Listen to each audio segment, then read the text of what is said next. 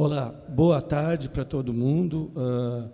Eu queria agradecer a presença daqueles que já chegaram e agradecer a presença daqueles que virão também, né? E é um prazer muito grande ter vocês aqui. Eu vou apresentar rapidamente o tema da mesa e a mesa, e nós já vamos começar os trabalhos, porque a gente está um pouco atrasado, né? Eu só queria dizer qual é o sentido desse termo, mesa transversal, que foi um termo criado no programa desse EITAM. A mesa transversal é justamente quando a gente vai colocar pessoas que têm áreas de proximidade, mas não trabalham na mesma área, são coisas diferentes. Então, é transversal no sentido de percorrer um percurso de transversalidade no conhecimento, que a gente chama de multidisciplinariedade, não interdisciplinariedade.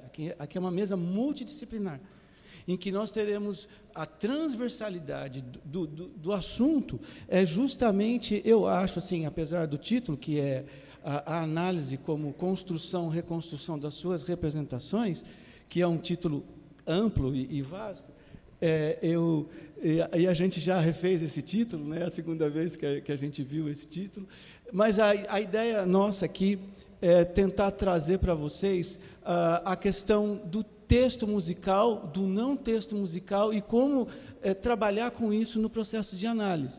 E a partir de abordagens na música contemporânea, com a professora Carol Gubernikoff, da Unirio, com o professor Marcos Branda Lacerda, da USP, que trabalha na área também de etnomusicologia, e com a professora Carla Bromberg, da PUC de São Paulo, que trabalha com música antiga. E nós conversamos, antes de começar essa sessão, de que nós começaríamos com o professor Marcos, depois a professora Carol e depois a professora Carla. Eu espero que vocês tenham um tempo para fazer perguntas. Esse tempo nós já mais ou menos combinamos de ser 10 minutos depois da apresentação dos três, e as perguntas serão feitas por tema. Vocês podem pedir para alguém da mesa ou fazer uma pergunta geral para a mesa. Então, eu espero que os outros que vão chegar estejam chegando, e nós então vamos começar com o professor Marcos. Muito obrigado, professor.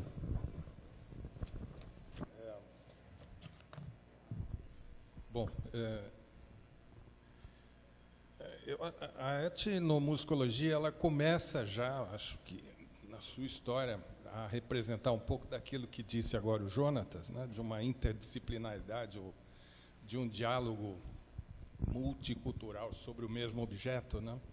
Mas ela nasce, eu diria, isso realmente documentado, de um fracasso de que outras disciplinas pudessem abarcar o estudo da música, como ela é praticada nos povos ao redor do mundo, né? Ela nasce a partir de arquivos que eram alimentados por antropólogos, né? Antropólogos que não sabiam como lidar com aquelas coisas que eles próprios haviam pesquisado.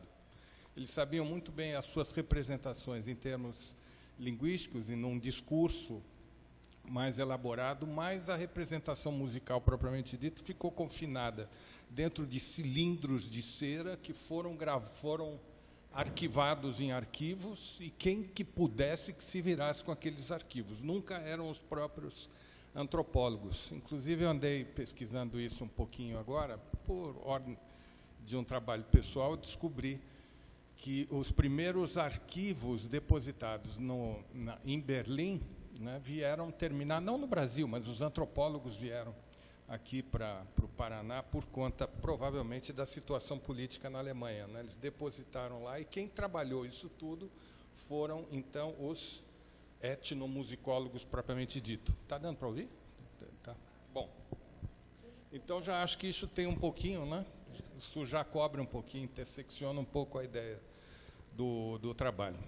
Agora, o meu trabalho se referirá a um complexo persecutório e música ao mesmo tempo. Eu recebi, o que anima um pouco esse texto que eu escrevi, foi uma certa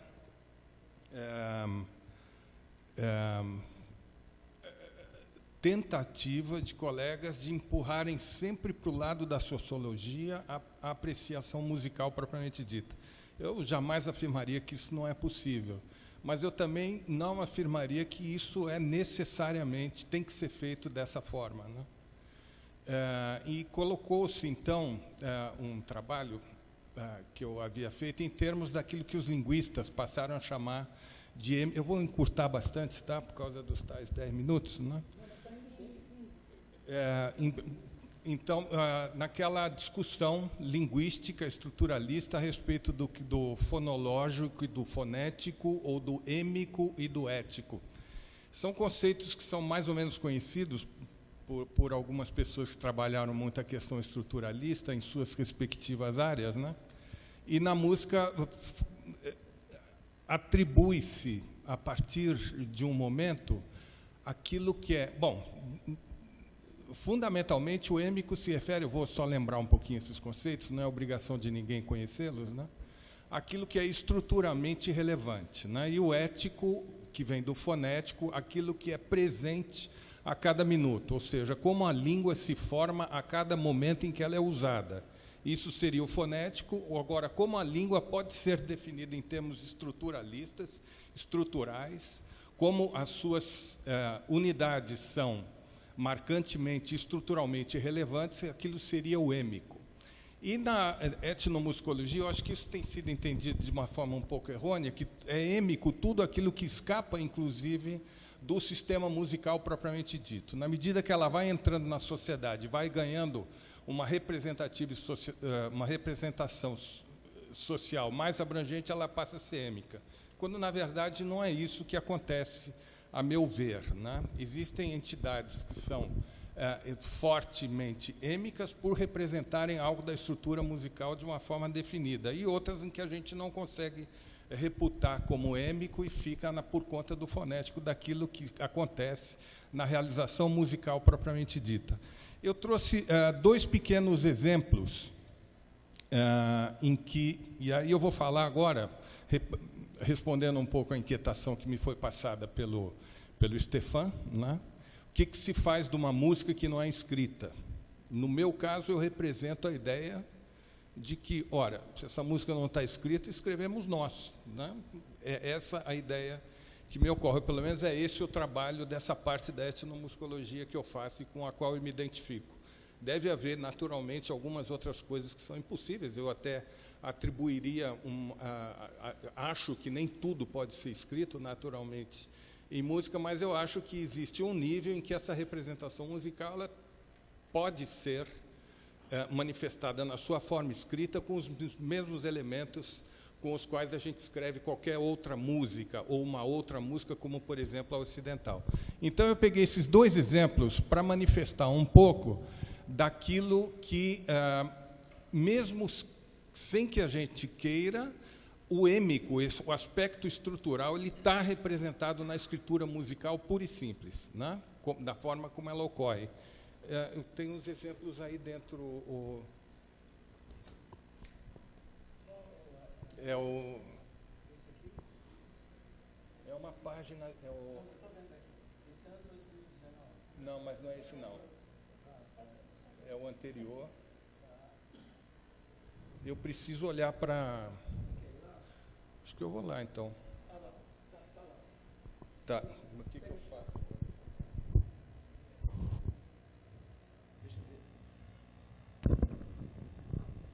Alô, acho que dá. Tá. Você pode colocar. Olha, eu preciso da pontinha do exemplo musical.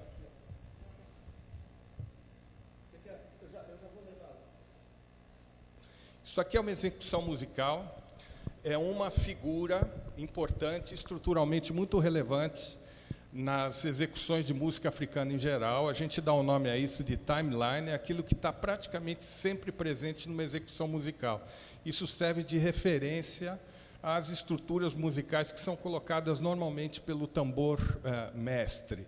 Existe normalmente, em alguns estilos, isso é permanente, em outros há uma certa variabilidade. Volta e desaparece no meio de uma execução, né? Esse é um caso desse aqui, em que ela pode aparecer ou não, dependendo do momento em que eles se encontram na execução musical, né? Tem uma função estrutural muito importante. O de cima, essa representação superior, seria o elemento como eu extraí dessa execução musical e tornei-o como relevante estruturalmente. Eu acho que é dessa forma que ela deve ser anotada, essa estrutura, ou pelo menos no caso dessa, nesse estilo. É uma célula de 24 por 8, né? 2 vezes 12 por 8.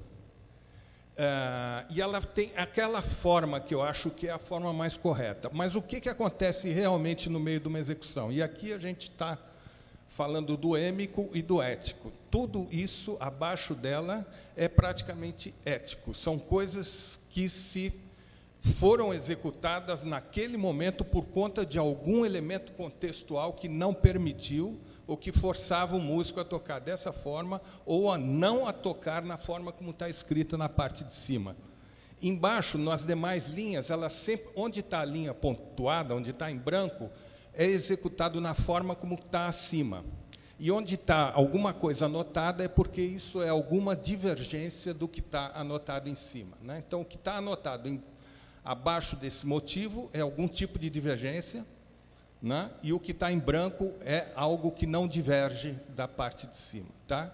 Então, nós temos aqui a representação do que é fundamentalmente, do que é estrutural, fundamental do ponto de vista estrutural, e do que é contextual e acontece com o tempo, no tempo daquela execução, de uma forma tópica, né? É isso que acontece, é isso que eu vejo, então, como essa divisão entre aquilo que é êmico e o que é ético dentro do contexto musical propriamente dito. Não foge ao contexto musical, não tem nada a ver com outros sistemas embalando os sonhos aí do pesquisador, querendo relacionar aquilo que ele ouviu e aquilo que ele viu em música a outros sistemas de linguagem naquele momento. Isso está um pouco em contradição com o que disse a pessoa que fez a palestra hoje de manhã aqui, né, que pegava gesto e corpo, por assim dizer, né? Eu estou querendo dizer aqui que gesto é uma linguagem e o corpo a sua linguagem, embora aí não possa ser aqui também, né, não possa ser separado assim de uma forma tão rígida, né? Eu vou pegar o outro exemplo que está embaixo. Isso aqui entenderam, né? É uma execução musical, são 30 e poucas vezes que os músicos tocam essa figura. Essa figura, às vezes, ela é executada na forma completa, da forma como eu a vejo estruturalmente relevante, e, na maioria das vezes, ela está sendo influenciada por questões contextuais, ou seja, ela não está sendo tocada de uma forma rigidamente e estruturalmente, como a gente representaria de uma forma geral, essa figura musical. Agora nós temos a mesma figura na parte de baixo. É aquela mesma figura, e aqui eu realmente fico na dúvida, ou se a gente, como músico, como analista musical, deve dar muita importância a essa dicotomia de êmico e ético que dizem, na qual se apoiam principalmente os linguistas, né? Nós temos aquela de cima na parte de baixo e temos uma segunda forma de execução dessa a partir de uma outra execução, numa outra orquestra, Batá, né? Numa outra cidade. A gente podendo anotar isso, eu percebi que existia o relacionamento dessas duas peças, tem nomes diferentes e tem até um pouco... tem até funções diferentes. Uma é para uma determinada divindade num canto e na outra cidade é uma outra divindade. E aí vocês veem mais ou menos a diferença. O que é êmico e o que é ético aqui? Do ponto de vista rítmico, eu diria que o êmico, ou seja, aquilo estruturalmente rígido, estaria representado mais na primeira figura, uma vez que ela tem mais... representativa como um ritmo ternário, digamos assim. Ela tem os 24 por 8 e ela dá mais a cadência ternária que quer essa peça. Na parte de baixo, ela tem essas estruturas, eu anoto como essas colcheias pontuadas, isso é uma maneira de tocar, não é propriamente um solfejo rígido que o homem está fazendo aí, que o músico faz. Tem uma coisa, ou seja, é uma coisa que vem do estilo, que vem de uma maneira dele se comportar numa determinada execução. Eu diria que aí sim é um outro elemento interpretativo que se soma à questão estruturalmente fixa, né? E aí a gente vê uma dicotomia êmico-ético que a gente não deve prestar muito atenção, eu diria, no nosso caso, como analistas de música, que quer, de um lado, apreciar aquilo que é formalista, estruturalmente relevante, mas também que quer ultrapassar um pouco esse limite e buscar algumas outras formas de manifestação dentro da própria execução musical, né? Cheguei nos 15 minutos? Tem mais 3 minutos. Mas não sei mais o que falar, gente. É isso aí. Eu consegui reduzir na minha cabeça tudo que eu ia dizer. Naturalmente, a discussão é bastante longa. Outros exemplos, inclusive, faziam parte. Peço desculpas, não é a primeira vez que eu estou abordando esse assunto, mas é que depois de pensar um pouco no susto que eu tive com aí o que o Stefan me pediu, eu recorri a isso, já que é um trabalho que não está publicado. E agradeço muito. Vou ficar por aqui, gente. Espero que tenha passado a ideia do que eu quis dizer. E é isso aí. Muito obrigado. Eu acho que o fato dos 3 minutos que sobraram vai aumentar a curiosidade de vocês e as perguntas vão aflorar e a gente tem mais tempo para pergunta. Então, vamos passar agora para a professora Carol, que vai fazer também a sua colocação. Bom, boa tarde para todo mundo. Antes de mais nada, eu gostaria de passar para vocês o título que eu recebi para escrever, porque a cada vez que, como mudou o título da mesa, então eu estou colocando para falar para vocês. O título da palestra é O Som e a Diferença, mas o título que eu recebi para pensar é Análise de músicas que não usam partituras escritas, problemáticas, metodologia e aproximações. E ponto. Em seguida, a música eletroacústica. Eu peguei a primeira parte, análise de músicas que não usam partituras escritas, e juntei com a última, música eletroacústica. Então, não é tanto uma metodologia de análise, quanto uma reflexão sobre essas duas questões, né? A questão da música não escrita, né, que me chamou a atenção, e como já tem mais de 10 anos, já tem 15 anos que esse texto foi escrito, meu, anterior, né? Então, eu acho que é uma revisão daqueles conceitos que eu trabalhei. Então, no ano de 2004, defendi minha tese de titular. Nela, abordei a questão da análise musical empírica e escrevi que a análise musical tradicionalmente estudava apenas a partitura escrita e que a análise de obras eletroacústicas dependeria apenas da escuta e da nomeação, trazendo para a superfície uma questão que parecia recalcada, o próprio som. Neste debate, eu vou problematizar algumas questões abordadas naquele parágrafo. A pertinência da partitura ou da música escrita e a questão do som na música eletroacústica. Quando Pierre Schaeffer publicou o Tratado dos Objetos Musicais, e, em seguida, o solfejo acusmático, fundou uma nova arte, com uma nova terminologia para classificar signos sonoros. A fundação dessa nova arte não foi um evento qualquer, historicamente determinado, como poderiam ser o atonalismo, o dodecafonismo ou o serialismo. Nestas correntes, a questão da escrita, que prefiro chamar de notação, continua presente na fenda da diferença entre a escuta e a escrita.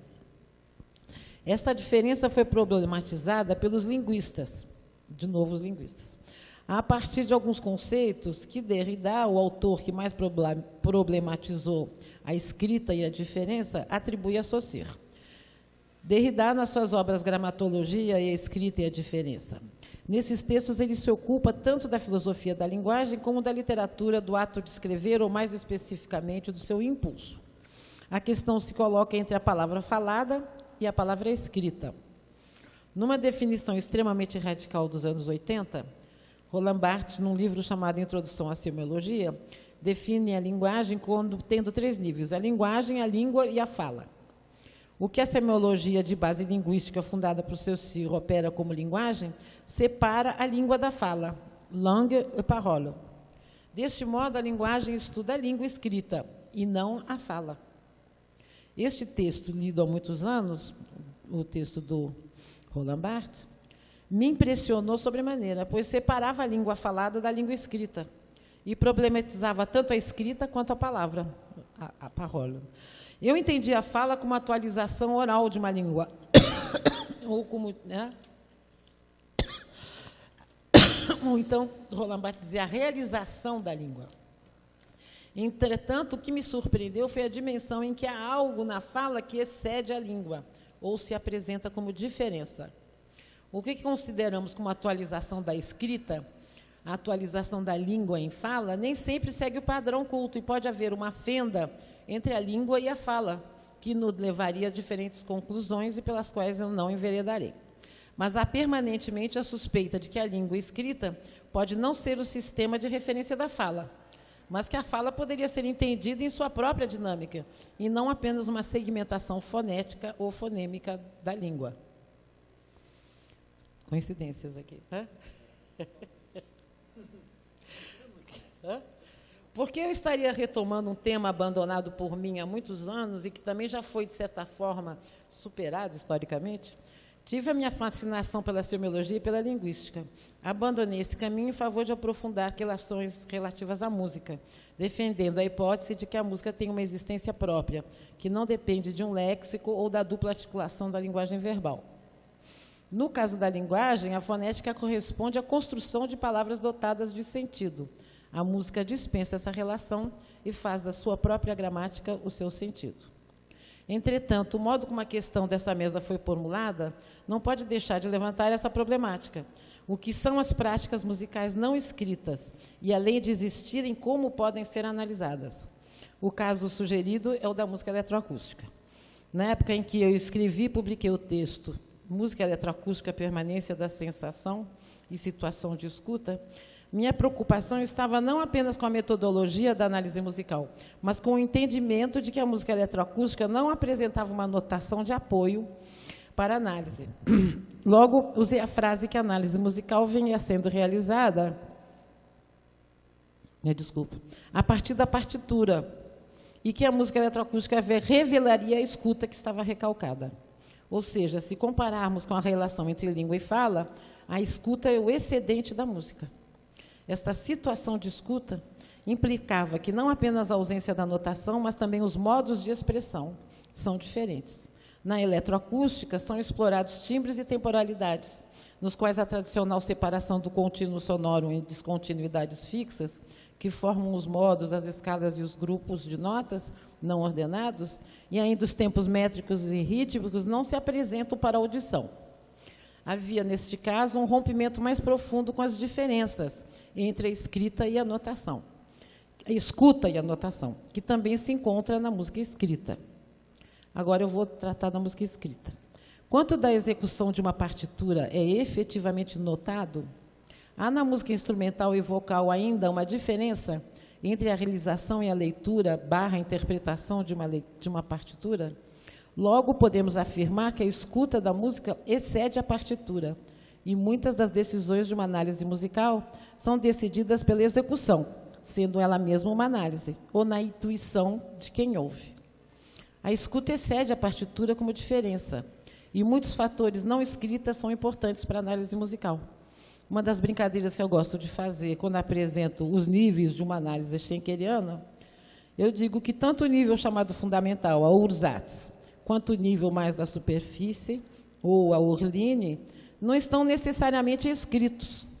São projeções que se dirigem ao silêncio. Na Ursatz, pela pregnância tonal, que antecede a própria música. E no nível da superfície não interpretada, na execução ou na escuta. Nenhum desses níveis está rigorosamente escrito.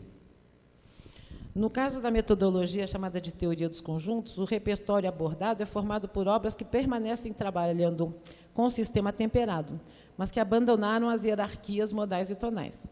Nesse caso, a relação da análise com a escuta de elementos não escritos diminui, Ela se concentra numa redução da notação para extrair dessa redução seus significados. Entretanto, a própria redução, a oitava, anula a percepção dos registros e das texturas. Minha inquietação em relação a essa metodologia é que a diferença seja anulada. Agora que demos uma volta em termos da questão de análise musical, na tensão do escrito e do não escrito, de uma gramática profunda e de um jogo de notas, podemos voltar a pensar na análise da música eletroacústica. A primeira questão que se apresenta é saber se a música eletroacústica é um gênero da música, conforme seu nome sugere, ou se é um novo conceito, o das artes sonoras, que incluiriam a música. A análise empírica da música eletroacústica provocou uma criação de analogias e conceitos que se assemelhavam à produção de conceitos do discurso descritivo, em que as adjetivações produzem uma infinidade de significantes que têm que ser interrompidos para a busca de uma significação, de uma interpretação. A nomeação empírica depende de um sistema classificatório, que Pierre Schaeffer logo intuiu como necessário. Após excluir a possibilidade de identificar a origem do som, a escuta se concentra numa sonoridade pura. A escuta acosmática. Schaeffer partiu, então, da criação de categorias de análise, na tentativa de restringir a infinidade nominativa. Então, ele vai apresentar as 7 categorias famosas, né, que eu não vou repetir agora, para a gente poder andar.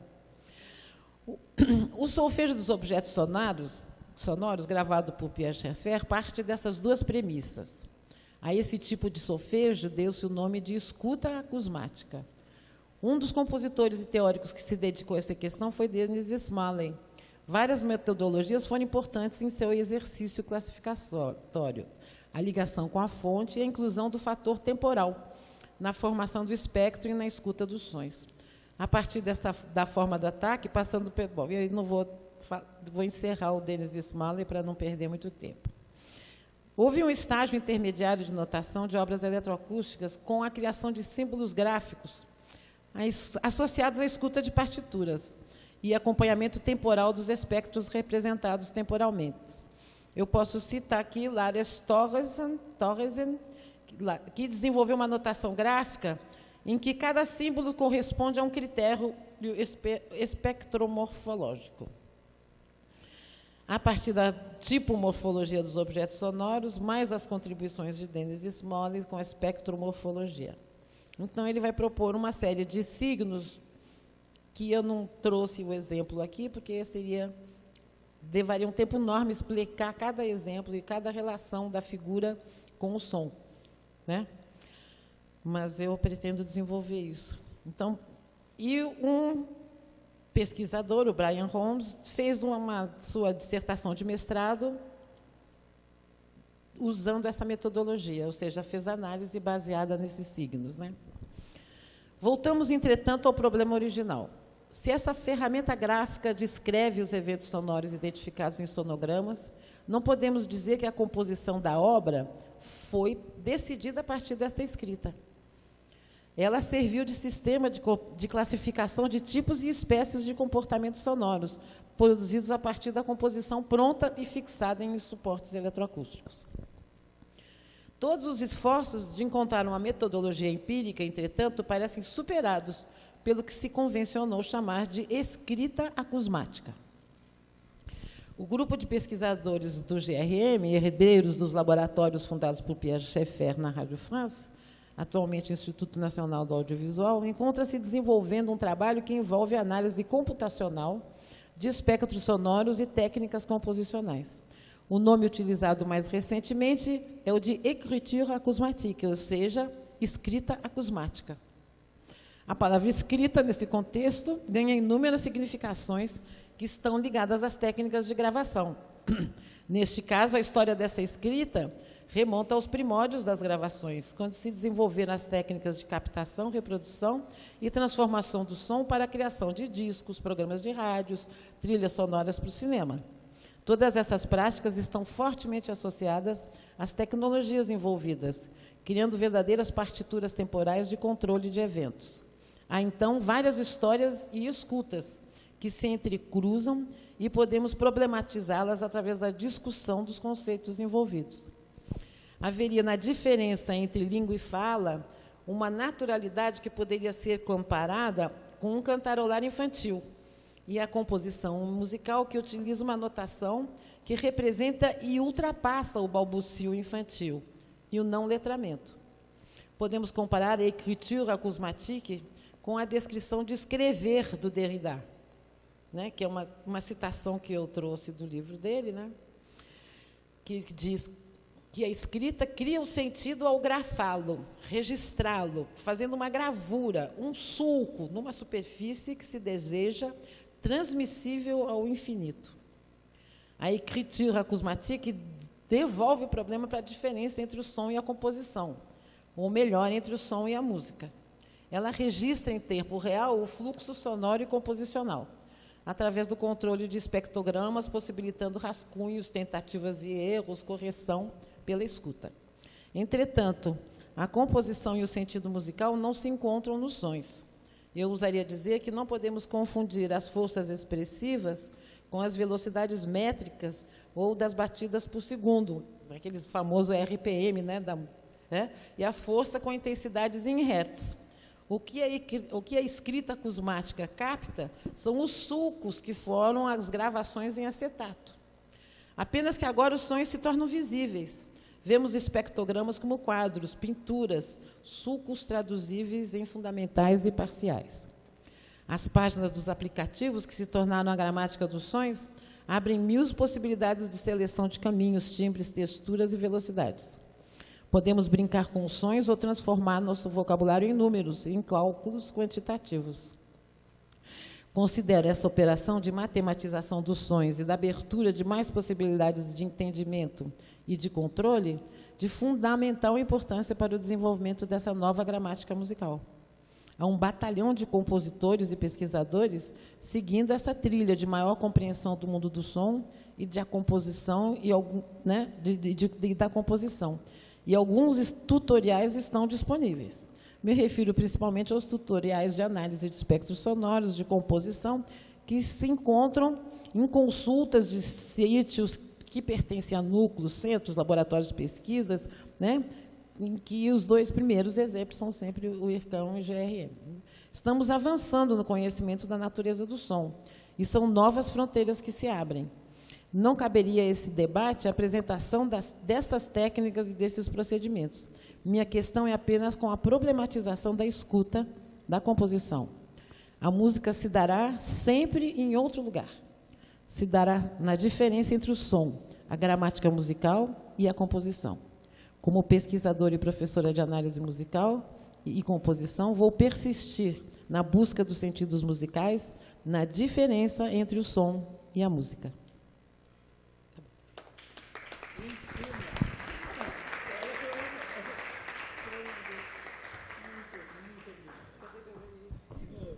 Não, foi assim. Pode. Bom, então agora nós vamos... Você quer sentar aqui?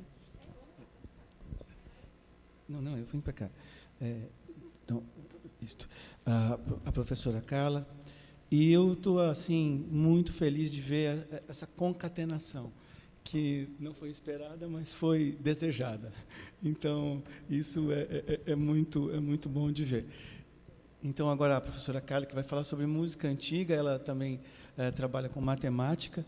Então, a Carole começou a falar nas ferramentas matemáticas no final da fala dela, e agora a Carla vai nos brindar também com as suas ideias.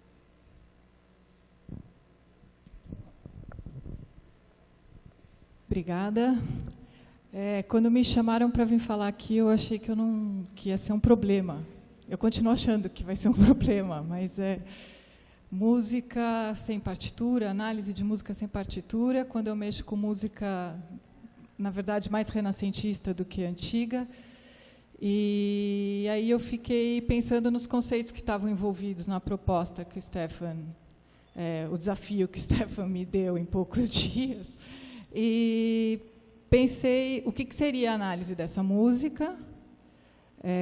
Se a gente dividisse ela entre aqueles que os problemas da escrita, da notação, a análise de algo que não se restringe à partitura ou à notação, mas inclui a crítica, e aí a gente tem o personagem do intérprete. Então, eu fiquei dividindo um pouco essas coisas do repertório do Renascimento para ver o que valeria a pena discutir.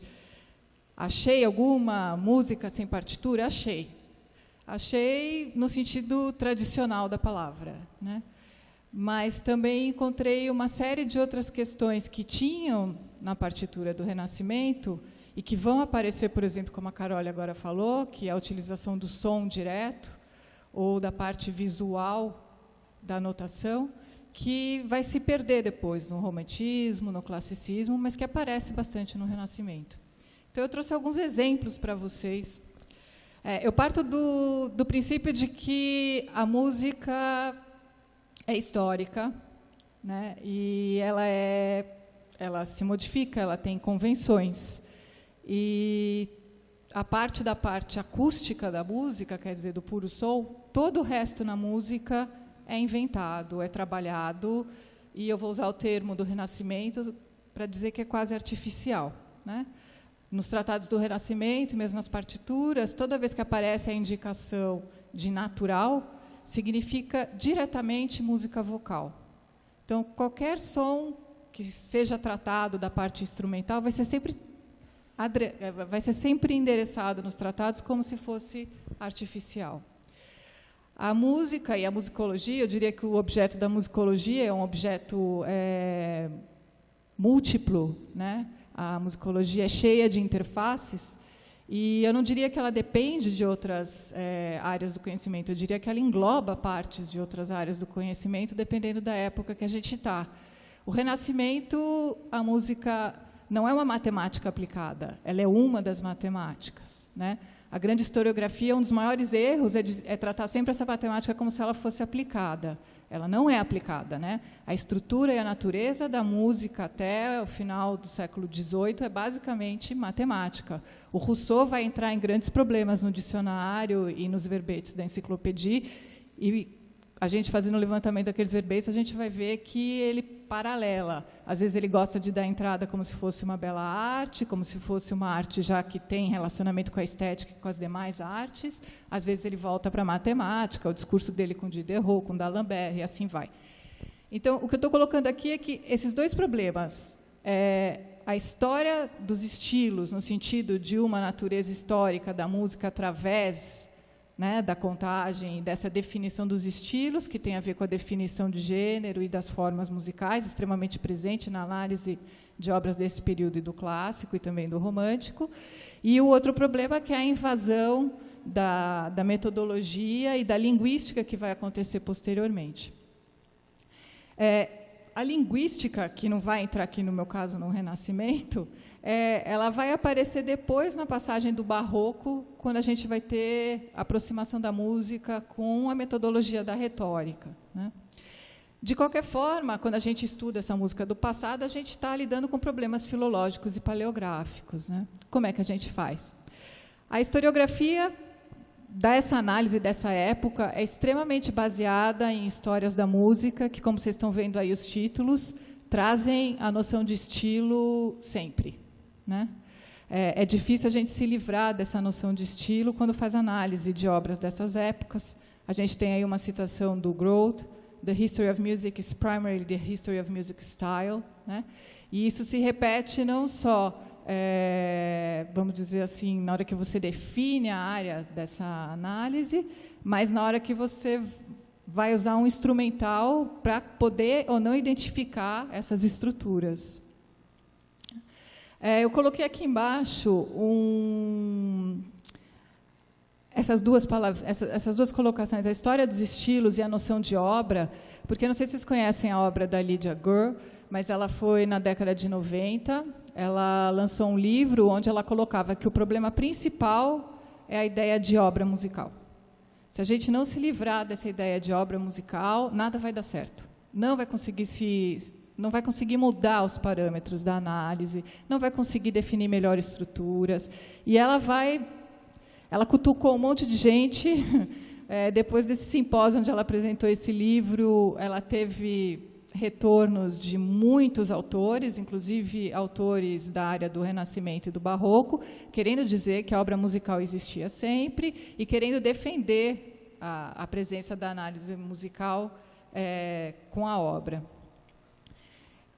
O fato da história depender das suas circunstâncias, né, eu acho que isso é muito importante, porque a gente tem que olhar para uma partitura com a estrutura e com a filosofia e com as áreas de conhecimentos que pertencem àquela época, né, e não à nossa.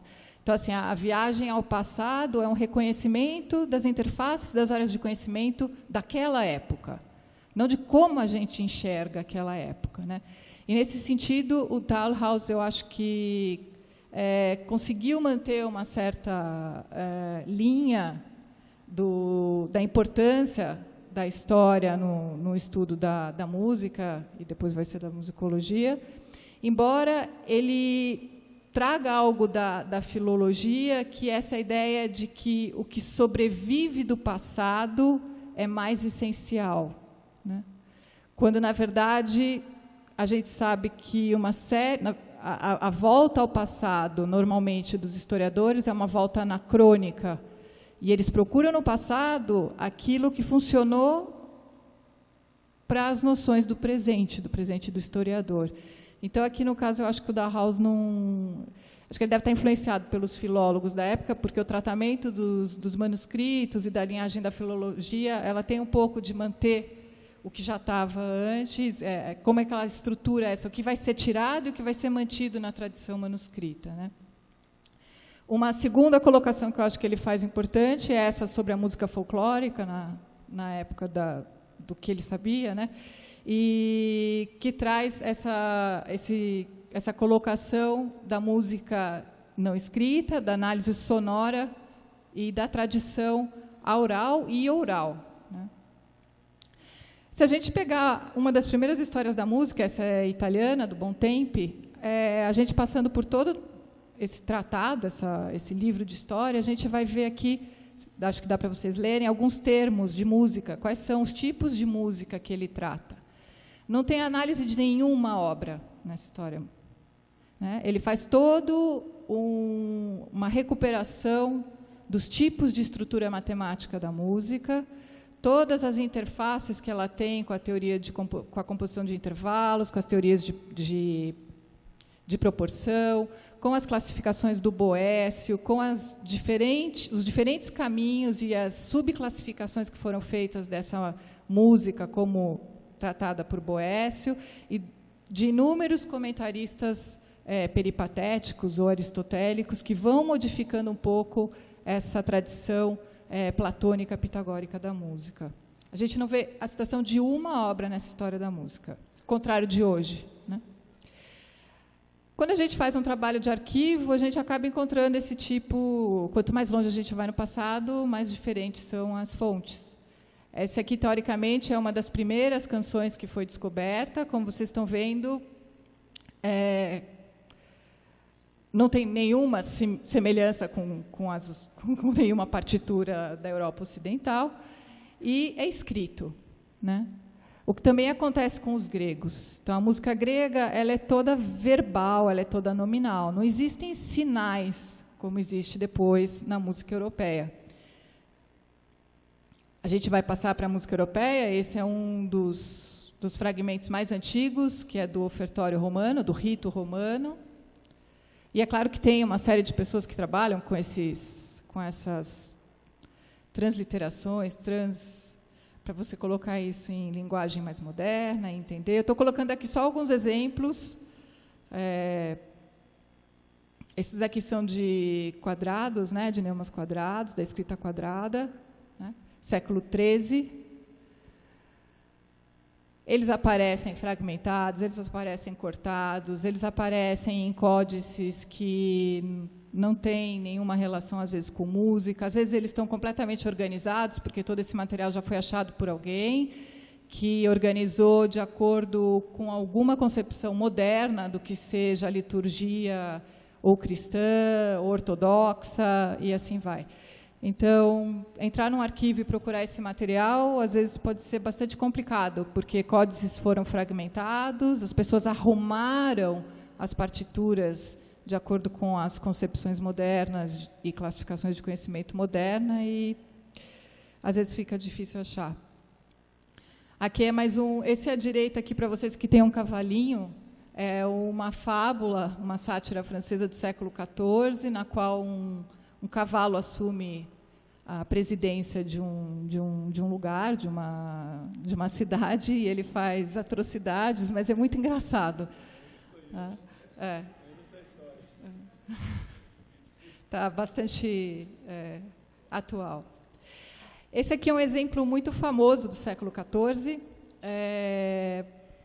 que tem, para além da nossa tradicional colocação cartesiana, vamos dizer assim, da análise musical, né, que é uma linha vertical, que é a do tempo, e a horizontal, que é do tempo, e a vertical, que é da altura, ela tem, na verdade, o que eles chamam de espaço. A gente tem aqui a formação, são formações pictóricas, na verdade, né? Um é um círculo, a outra é um coração. Há várias fontes que mostram quadrados, hexágonos. Essa aqui é um coração, é do mesmo autor, elas aparecem assim, o fólio duplo aqui, né? E essa é uma canção de amor. A outra é um cânon, que na verdade aqui ele está sendo chamado de rota ou round, né? É desse Messer, o senhor Baudé-Cordier, né? Aqui está o texto, que estão nessas circunferências, eu coloquei aqui do lado, não fui eu que fiz essa tradução, foi esse moço, Kay Jordan, que publicou.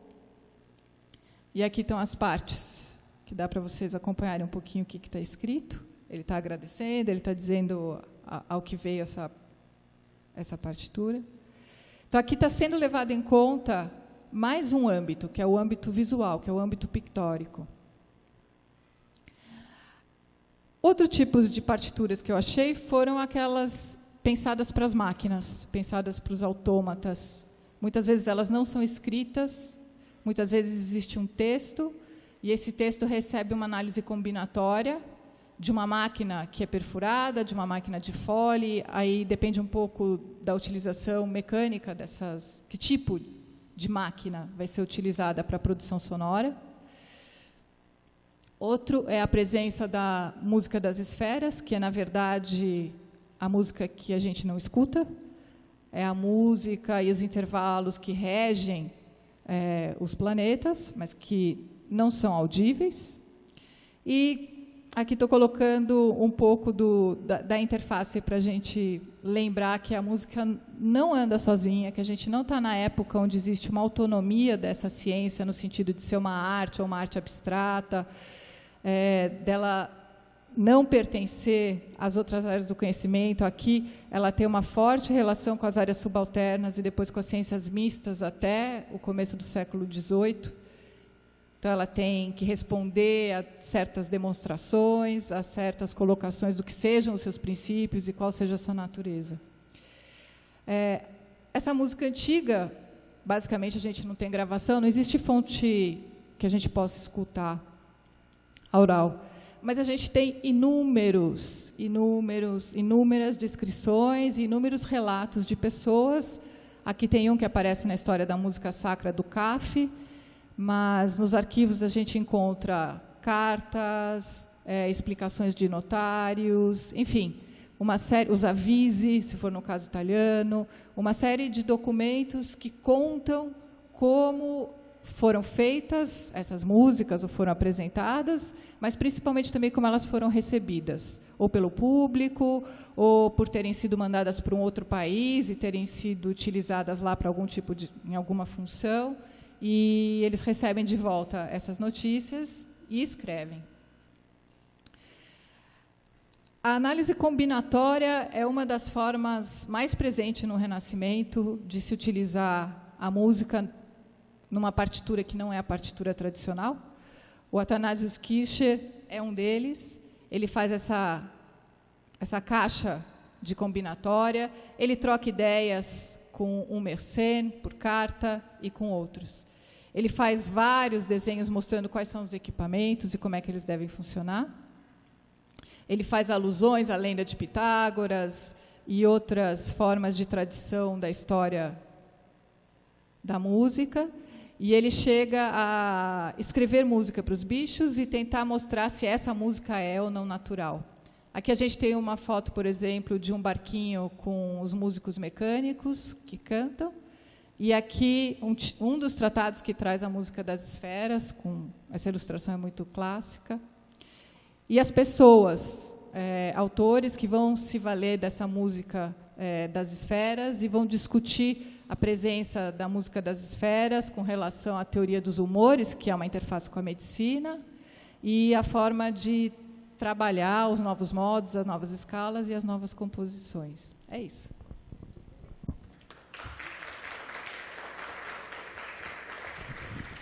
Eu quero agradecer a Carla, a Carol e o Marcos. Eu sei que vocês estão ansiosos para fazer perguntas, então vamos começar.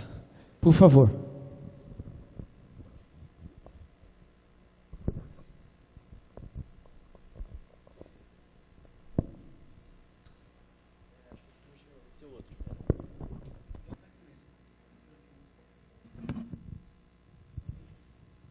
Alô? Esse aqui, ó. Esse aqui é sem fio. Esse aqui funciona melhor.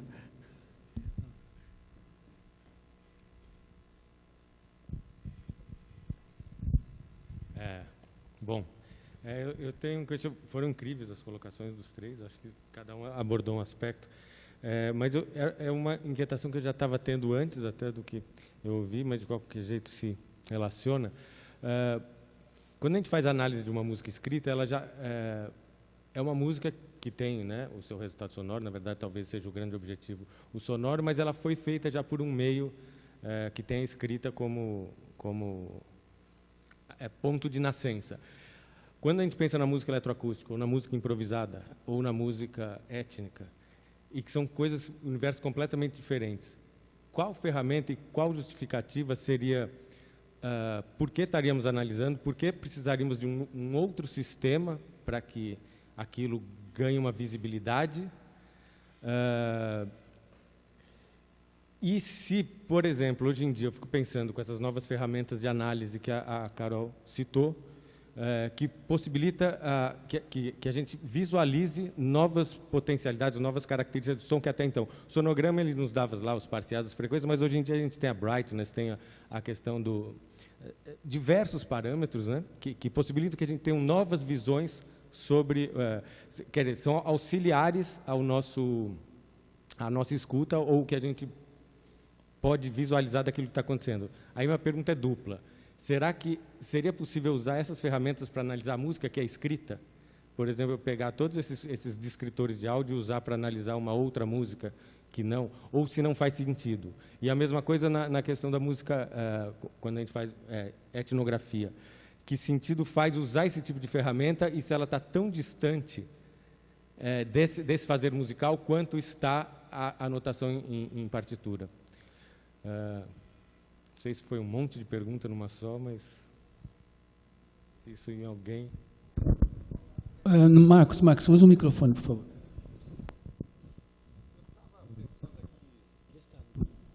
Agora, rapidamente, quando a gente tem a escrita musical, sobretudo em repertórios que a gente já conhece, tal, que são produzidos a partir da escrita, embora tenha repertórios aí que a gente não sabe que eles são produzidos a partir da escrita, né? Muita pouca paraguaia foi feito lá no escritório dos compositores, né? Mas a gente pensa que aquilo tudo é parte de uma herança, né, transmitida oralmente. Na verdade, não é tanto, né? Mas a escrita é uma instância normativa, né? A gente poderia pensar dessa forma, né? O cara vai ter que tocar isso, e eu vou tocar aquilo que está escrito, né? Isso, apesar da superposição de outros elementos aí que se somam, né? Aquilo que eu coloquei na lousa é a prática normativa, é um metro que é colocado rigorosamente para que sirva de orientação para uma execução musical também, tá? Então existe aí um relacionamento né, semântico, pelo menos, né, entre um elemento que não é escrito, mas que funciona normativamente para a execução musical de uma forma geral, no caso da música africana, né, e também uma música que é simplesmente escrita com padrões métricos que são pré-definidos, né, e que a escrita vem colocar um novo elemento nisso. Tá? Não sei se eu respondi muito. Um pouco, só um pequeno detalhe, né, nesse complexo de coisas que você colocou aí.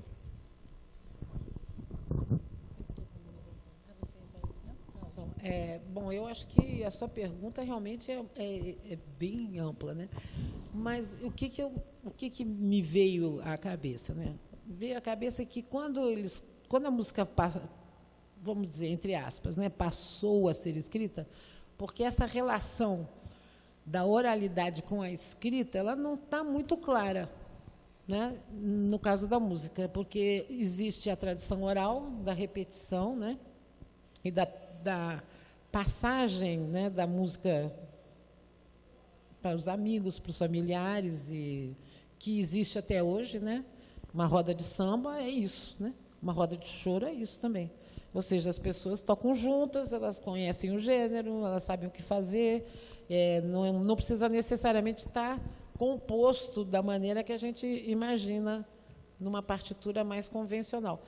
Mas, certamente, os monges, quando começaram a procurar maneiras de lembrar o que eles estavam cantando, eles ultrapassaram em muito essa lembrança, né? Ficaram fascinados pelo próprio desenho, né? Assim como ela mostrou partituras incríveis, né? Possibilidades, inúmeras possibilidades de você ficar fascinado pela própria representação visual. E eu acho que esses programas que existem atualmente, e que quando você abre a página, é um colorido, né? Você tem 3 versões, né? A versão de cima, a onda, do meio, a não sei o quê, a de baixo, a fundamental. Isso foi criado por alguém. O som não é assim. A gente tem a impressão de que, estou vendo o som. Não, você não está vendo o som. Você está vendo uma representação do som que alguém produziu para você, ou para ser usado, ou para ser compartilhado, ou para que as pessoas pudessem ter acesso.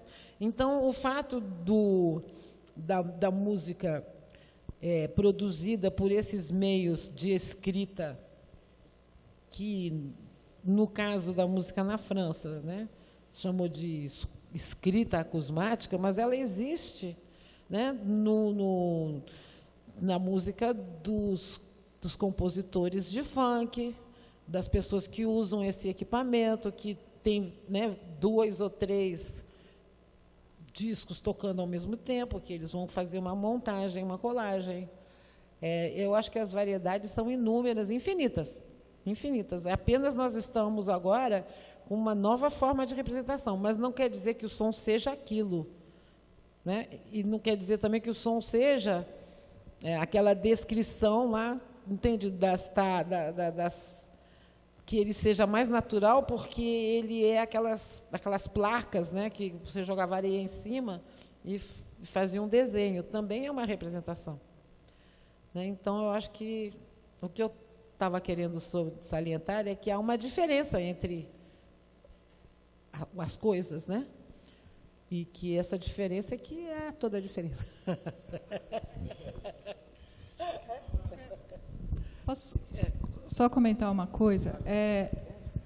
Tanto a prática da improvisação quanto a prática mnemônica, elas são construções criativas. Elas não são... A mnemônica, ela não é uma repetição sempre igual, né? Ela é um artefato da memória, né?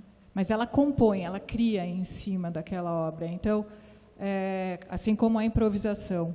Então, se a gente pudesse ter gravado, não é, composições que se valem desse tipo de prática, provavelmente elas seriam todas diferentes, né? Então, não sei até que ponto você tinha comentado alguma coisa disso. Uma outra coisa que você falou da tecnologia, eu não conheço, eu confesso minha ignorância, eu não conheço essa técnica que ela comentou do Chefé, mas a gente tem que lembrar que a tecnologia, o uso da tecnologia, por si só já traz parâmetros, né? O instrumento tecnológico, ele não gera nenhuma interferência, ele já traz parâmetros. Então, é sempre um triângulo, né? Eu acho que não dá para usar a tecnologia você só visando um resultado, aí no caso, por exemplo, a análise que você estava propondo, né? Essa tecnologia já vai dimensionar quais são as coisas que vão ser necessárias para que este material possa ser analisado por esta técnica, ou possa ser inserido nessa tecnologia. Acho que não pode esquecer o aspecto da presença do que a tecnologia dita já. Mais uma pergunta? Podia só fazer muito claro. rápido. Não, porque quando eu pensei na música, a escrita já é uma tecnologia e já é algo que também não é o som.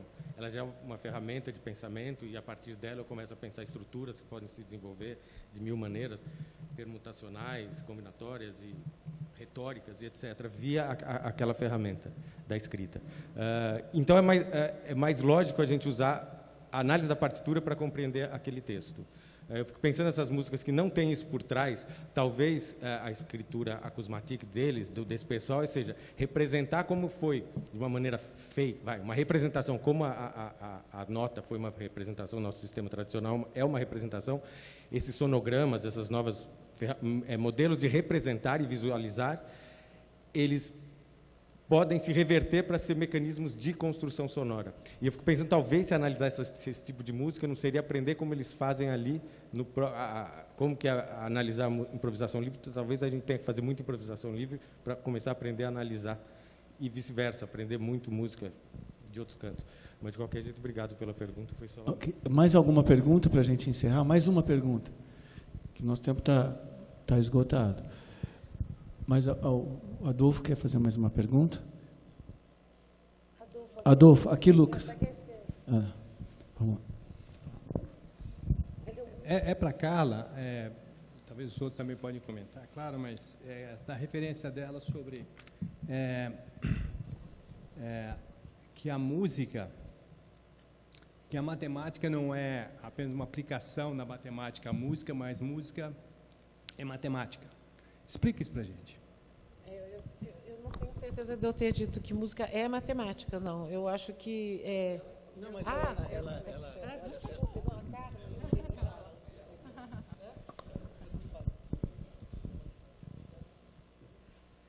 Bom, a ciência aplicada, ela é uma ciência que vai aparecer bem mais tarde na história, né? A classificação da música no Renascimento, e ela vai entrar até os textos que vão entrar dentro da enciclopédia, ela vai entrar como uma ciência matemática.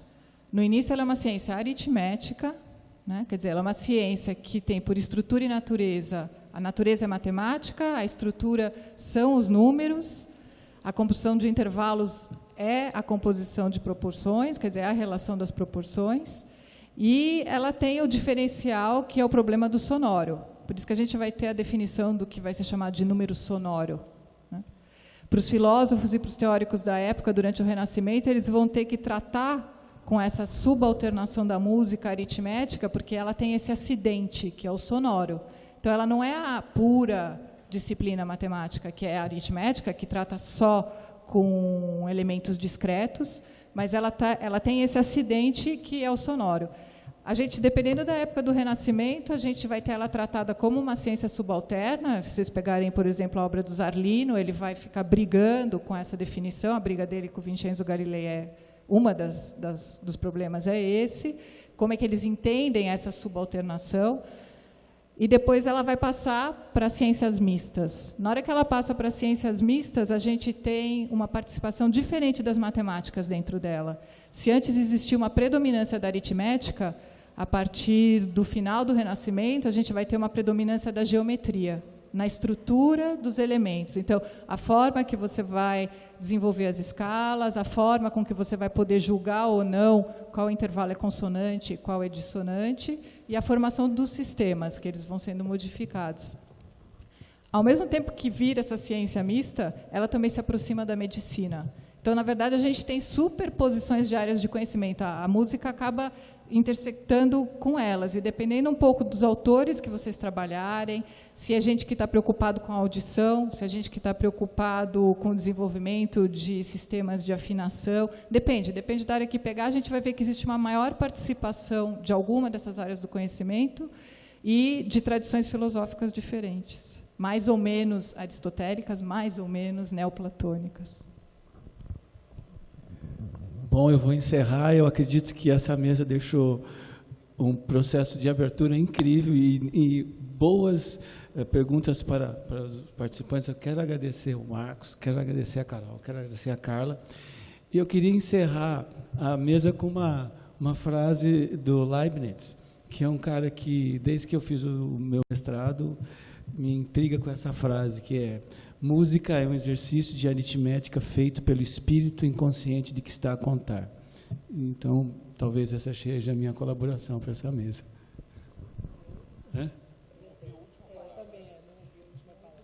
Inconsciente de que está a contar.